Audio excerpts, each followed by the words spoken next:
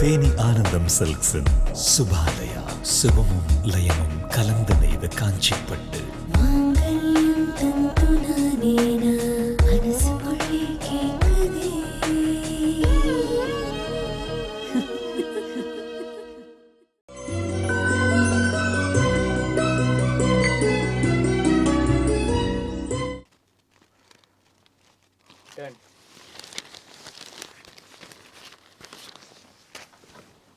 வணக்கங்க. நான் பேராசிரியர் கு. ஞானசம்பந்தன். என்னடா புதுசாக அறிமுகம் பண்ணுறேன்னு நினைக்க வேண்டாம். இப்போ நம்ம எல்லாம் தயாராக இருக்கோம். எதுக்காக அப்படின்னு பார்த்தா, நம்மை ஆள்வதற்கான அந்த ஆட்சியாளர்களை தேர்ந்தெடுப்பதற்காக. அதாவது இது பாராளுமன்றத்துக்கான மிகப்பெரிய தேர்தல். இந்த தேர்தலில் தமிழ்நாட்டை பொறுத்த மட்டும் 39 தொகுதிகள் இருக்குது. இந்தியா முழுவதுக்குமான தொகுதிகளும் நமக்கு தெரியும். சரி, ஓரளவுக்கு அநேகமாக எல்லா அரசியல்வாதிகளும் பாரபட்சம் இல்லாமல் கடுமையாக உழைச்சிருக்காங்க. அதுவும் நம்மெல்லாம் வெளியில் போக வெயிலுக்கு தயங்குவோம். அவங்க அந்த வெயிலில் வந்திருக்கிறத பார்த்தாலே நமக்கு ஒரு ஆச்சரியமாக இருக்குது. எடுத்துக்கிட்ட முயற்சியை ஜெயிக்கணும்னு அவங்க நினைக்கிறாங்க. நல்லது, அவங்க வேலை முடிஞ்சது. அதிகாரிகள் 6 மாதத்துக்கு முதல்ல எல்லா ஏற்பாடும் பண்ணிட்டாங்க. நம்ம கடமை என்ன அப்படின்னா, ஒரு 3 நாள் லீவு சேர்ந்தாப்பில் கிடைக்குது. இதில் சரியான பிளானை போட்டு கிளம்பணும். அப்படி மட்டும் தயவு செஞ்சு நினச்சிடாதீங்க. இது நான் அறிவுரைலாம் சொல்லலைங்க. நான் கல்லூரி பேராசிரியராக இருக்கிறப்ப தேர்தல் பணிக்காக போயிருக்கேன். அப்படி போனபோது நான் பார்த்த ஆச்சரியம் என்ன தெரியுங்களா? அப்போல்லாம் பேலட் பேப்பர், இந்த பேலட் பேப்பரில் சீல் குத்துவாங்க, முத்திரை குத்துவாங்க. அப்போ நான் பார்த்த ஒரு விஷயம் என்ன அப்படின்னா, சின்ன சின்ன கிராமத்துக்கெலாம் போயிருக்கேன். காலையில் 7 மணிக்குங்க உழுக போகிற விவசாயி, வண்டி ஓட்டிகிட்டு போகிற அந்த வண்டிக்காரரு, வயல் வேலைக்கு போகிற பெண்கள், இது தவிர வெளியூருக்கு போகக்கூடிய சில உழைப்பாளிகள், இவங்க எல்லாருமே வரிசையில் நின்று, சார் இன்னும் திறக்கலைங்களா, ஓட்டு வழக்கமாக நான் தான் சார் போடுவேன் அப்படின்னு அவங்க விருப்பமானவங்களை தேர்ந்தெடுத்து ஓட்டு போட்டுட்டு வெளியே அந்த விரலை காட்டுவாங்க, இப்படி காமிப்பாங்க, ஓட்டு போட்டோம் அப்படின்னு சொல்லிட்டு சொல்லி முடிச்சுட்டு 7:15 தான் இந்த சாப்பாடு சட்டியை தூக்கிட்டு வேலைக்கு போயிடுவாங்க. ஞாபகம் வச்சுக்கங்க, அன்றைக்கி விடுமுறையாக இருந்தாலும் கூட அரசு விடுமுறை கொடுத்துருக்குது, நமக்கு தெரியும். வயலுக்கு போகிறவங்களுக்கு என்ன ஞாயிற்றுக்கிழமை இருக்குது. அப்போ அவங்க வேலைக்கு போகிறாங்க. நகரத்தில் இருக்கக்கூடியவங்க தேர்தல் அன்றைக்கு கிடைக்கிற விடுமுறையை அவங்க எப்படி பயன்படுத்தணும், எப்படி கிராமத்து ஆட்கள் குளித்து தயாராகி ஓட்டு போடுறாங்களோ அப்படி போட முடியலன்னா கூட வச்சுக்கோங்களேன். ஏன்னா ஒரு ஐடி ஃபீல்டில் இருக்கவர் விடிய காலம் 3 மணிக்கு கூட வந்திருப்பார். அதனால் அவர் கொஞ்சம் தூங்கி எழுந்திரிச்சு கூட அவங்க புறப்பட்டு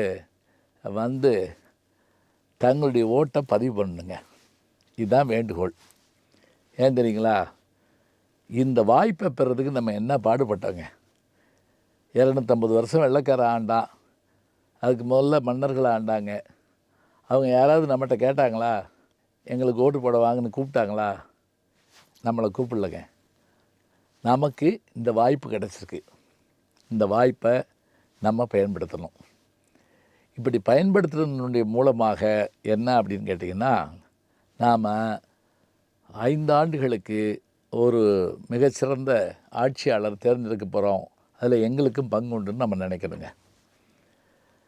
அதில் முக்கியமாக என்ன அப்படின்னு கேட்டிங்கன்னா, இது தேர்தல் கடமை என்பது, ஜனநாயக கடமை என்பது என்ன என்று கேட்டால், நாம் மறக்காமல் ஓட்டளிப்பது தான். நம்ம நண்பர்களும் கூட ஃபோன் பண்ணி ஓட்டு போட்டிங்களா அப்படிங்கிறத கேட்கலாம்.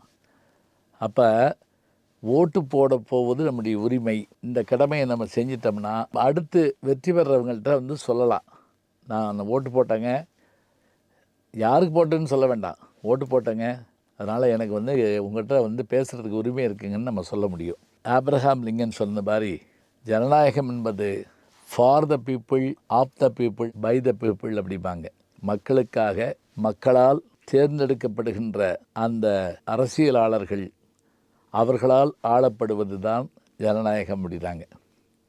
இந்த ஜனநாயகத்துக்கு நாம் மதிப்பு கொடுப்போம். நாம் விருப்பப்பட்டவங்களுக்கு ஓட்டு போடுவோம், தகுதியானவர்களை தேர்ந்தெடுப்போம், திறமையானவர்களுக்கு வாக்களிப்போம். எல்லாவற்றுக்கும் மேலாக அன்றைக்கி மாலை வரைக்கும், அதாவது கடைசி 5 மணிக்குள்ளே கூட நேரம் இருந்தால் நம்ம போய் ஓடி போய் போட்டு ஓடியாந்துடுறோம். கிராமத்துலேருந்து நகரத்துக்கு வந்த பிறகு சோழவந்தான்லேருந்து எனக்கு தெரிஞ்ச ஒரு 5 ஆண்டு காலம், அதாவது அது பஞ்சாயத்து போர்டு தேர்தலாக இருந்தாலும் சரி, அதே போல் மற்ற சட்டசபை தேர்தலாக இருந்தாலும் சரி, நானும் என் மனைவியும் டவுன் பஸ்ஸில் ஏறி போய் அங்கே போய் அந்த வரிசையில் நின்று காத்திருந்து போட்டு வருவோங்க. சந்தோஷமாக இருக்கும். வாக்களித்தல் என்பது நமது கடமை, வாக்களித்தல் என்பது நம்முடைய உரிமை. இந்த உரிமையை, கடமையை அனைவரும் செய்தாலே, ஏன்னா நம்ம 70% 80% ஓட்டுங்கிற போதே அந்த 20% என்னாச்சு? ஏன் ஓட்டு போடாமல் போனாங்க? அது நம்ம கவலையாக இருக்குங்க. நினைவு வச்சுக்கோங்க, சில நேரங்கள் அந்த 20% தாங்க வெற்றியவே தீர்மானிக்குது. அது மட்டும் இல்லை, நமக்காக யாராவது வண்டி அனுப்புகிறேன்னு சொன்னால் கூட நம்ம பயன்படுத்தக்கூடாதுங்க. வாங்க அப்படியே சாப்பிட்டு போய் ஓட்டு போட்டு வந்துடுவோம், வேண்டாங்க.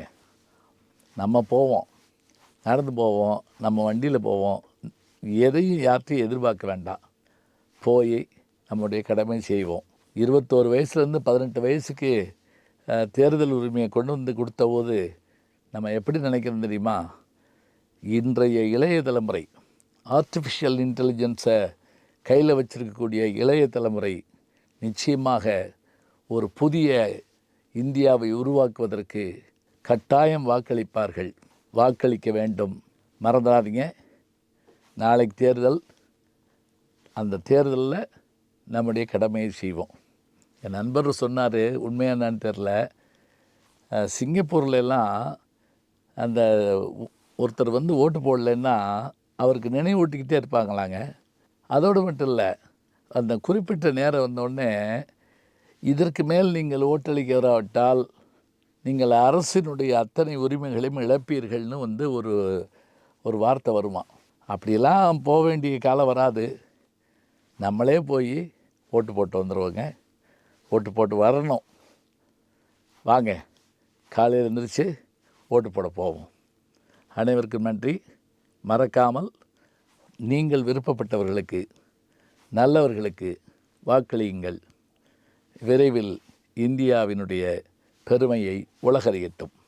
நன்றி, வணக்கம். யூடியூப் சேனலை சேர்ந்து Instagram, Facebook, Twitter, blog, WhatsApp channel என்று அத்தனையிலும் நான் முன்தொடர்ந்து செல்கிறேன். நீங்கள் பின்தொடர்ந்து வாருங்கள்.